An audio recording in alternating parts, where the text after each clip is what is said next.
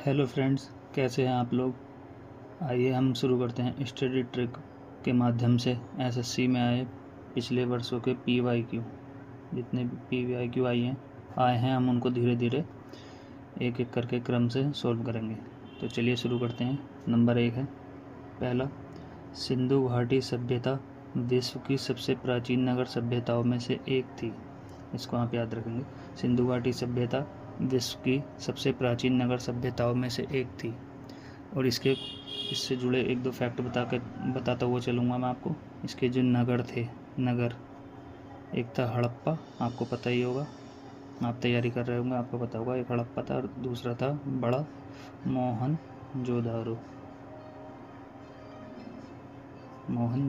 दो थे, ठीक है। दूसरा करते हैं, वैदिक काल में मुख्य रूप से पशुपालन और कृषि की जाती थी। वैदिक काल में मुख्य रूप से पशुपालन और कृषि की जाती थी, ठीक है। तो आप इसको याद रखेंगे। वैदिक काल से संबंधित मैं आपको कुछ बातें बता देता हूँ। वैदिक काल में 4 वेद थे और आपके 6 वेदांग थे।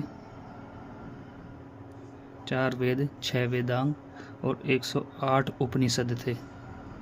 108 उपनिषद थे, ठीक है। आइए नंबर 3 देखते हैं। महावीर स्वामी जैन धर्म के 24वें तीर्थंकर थे।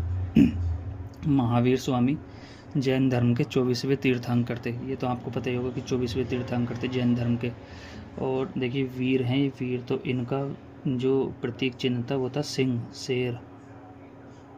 सिंह वीरों का ही होता है, वीर को ही सिंह कहते हैं। और पहले थे ऋषभदेव। इनका प्रतीक चिन्ह था सांड कह सकते हैं, सांड, किताबों में सांड लिखा है। और 23वें थे पार्श्वनाथ। 23वें थे। इनका था सर्प। इनका कैसे याद रखेंगे? सर्प में देखो ये बन रहा है ना, सर्प में, ऐसे ही पार्स में भी ये बन रहा है रे, तो इससे याद रहेगा, ठीक है। आइए, गौतम बुद्ध ने बोध गया में ज्ञान प्राप्त किया था। गौतम बुद्ध ने बोध गया में ज्ञान प्राप्त किया था। तो और ये तो ठीक है, गौतम बुद्ध ने बोध गया में ज्ञान प्राप्त किया था। और आपको इससे जुड़ा फैक्ट बताते हैं कि इन्होंने जो है अपना पहला उपदेश सारनाथ में दिया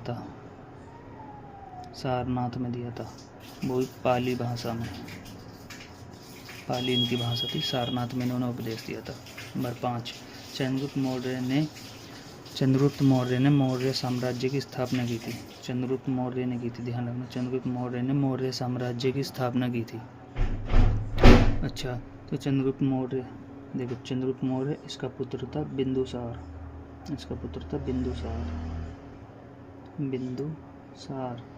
और इसका पुत्र था अशोक।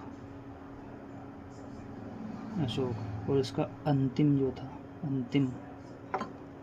राजा जो था इनका अंतिम, वो था कौन था बताइए? वो था बृहद्रथ, जिसको किसने हरा दिया था? घनानंद ने, ठीक है।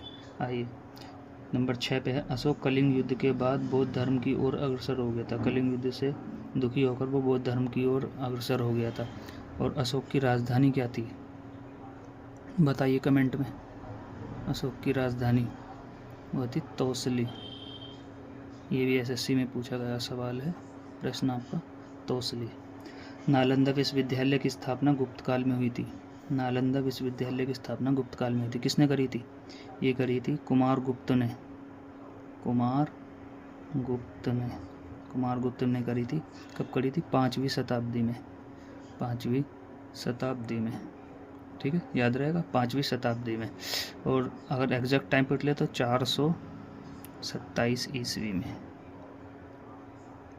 गुप्त काल को भारतीय संस्कृति का स्वर्ण युग कहा जाता है। नंबर 9 पर है, ऋग्वेद सबसे प्राचीन वेद माना जाता है। आपको पता है ऋग्वेद सबसे प्राचीन वेद माना जाता है 4 वेदों में से, ठीक है। पहला ऋग्वेद, सामवेद, अथर्ववेद, यजुर्वेद, ठीक है। और इसमें 10 मंडल थे, 1028 आपकी सूक्तियाँ थी और 10,462, कहीं पे 60 मिलेगा, कहीं पर 460 मिलेगा, कहीं पर 465, कहीं पर 470, लेकिन राउंड फिगर इतना ही होगा। ऋचाएँ थी, ऋचाएँ, ठीक है। सप्तांग सिद्धांत कौटिल्य के अर्थशास्त्र में वर्णित है। सप्तांग कौटिल्य चंद्रगुप्त का किसका था प्रधानमंत्री? चंद्रगुप्त मौर्य का, चंद्रगुप्त का, ठीक है। चंद्रगुप्त का क्या था? ये प्रधानमंत्री था। इनकी एक पुस्तक थी अर्थशास्त्र, जो अर्थशास्त्र पर नहीं राजनीति पर बेस्ड थी, राजनीति पर।